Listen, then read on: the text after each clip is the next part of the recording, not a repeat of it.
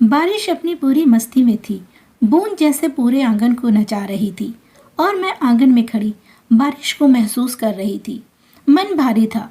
पति से हुई भैंस ने दिल में एक अजीब सी खलिश भर दी थी।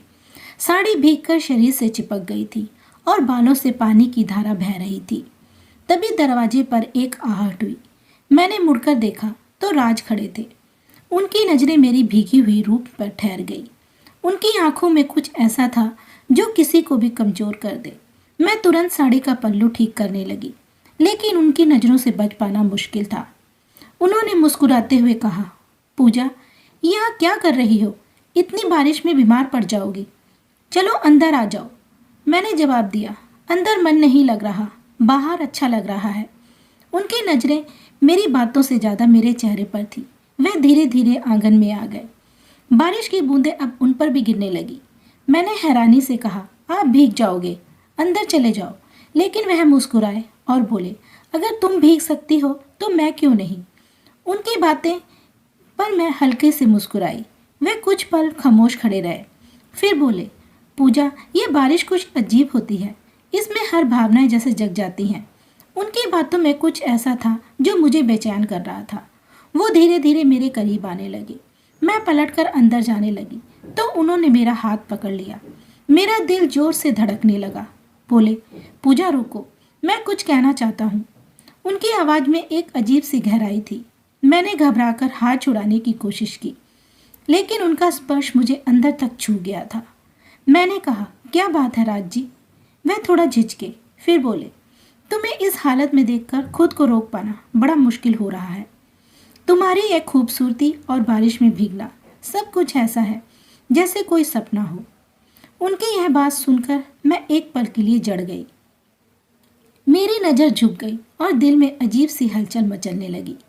मैंने खुद को संभालते हुए कहा, आपको ऐसा नहीं करना चाहिए। मैं आपके दोस्त की पत्नी हूँ। लेकिन उन्होंने मेरी बात को जैसे सुना ही नहीं। वह थोड़ा और करीब आ गए और बोले, पूजा, मैं यह जानता हूँ कि यह गलत है, लेकिन कभी कभी दिल की बातें दिमाग से नहीं होती। तुम्हें इस तरह से देखना, तुम्हारे पास सब कुछ इतना खास लगता है। उनकी बातों ने मुझे अंदर तक हिला दिया। मैं समझ नहीं पा रही थी कि क्या कहूँ। पति से हुए झगड़े की वजह से मैं पहले से दुखी, कमजोर थी और उनकी बातों ने मुझे और भी उलझा दिया। और मेरे कदम बहकने लगे और मुझे कुछ होने लगा, क्योंकि वह मेरे इतने करीब थे कि मेरे सारे जिस्म में अजीब सी बेचैनी हो गई। मुझे भी किसी सहारे की ज़रूरत थी। मैं भी थोड़ी देर के लिए बहक गई और उनकी बातों में खो गई। लेकिन तभी बारिश अब और तेज हो चुकी थी। मुझे ध्यान आया, नहीं, मुझे ऐसा नहीं करना चाहिए, क्योंकि यह सब गलत था। मैंने उनकी तरफ देखा और कहा, राज जी, आप जो कर रहे हैं वह ठीक नहीं है। उन्होंने हल्की सी हंसी के साथ कहा, सही गलत का फैसला करना इतना आसान नहीं होता पूजा। कभी कभी कुछ रिश्ते अपनी सीमाओं से बाहर आ जाते हैं। मैंने खुद को मजबूत करते हुए कहा, यह सब भूल जाएं, हमें अपनी मर्यादा नहीं भूलनी चाहिए। उनकी नज़रें झुक गई और उन्होंने धीरे से कहा, आप शायद ठीक कह रही हो, लेकिन अगर मैंने तुम्हें यह सब नहीं कहा होता तो यह बात मुझे ज़िंदगी भर को छोड़ती रहती।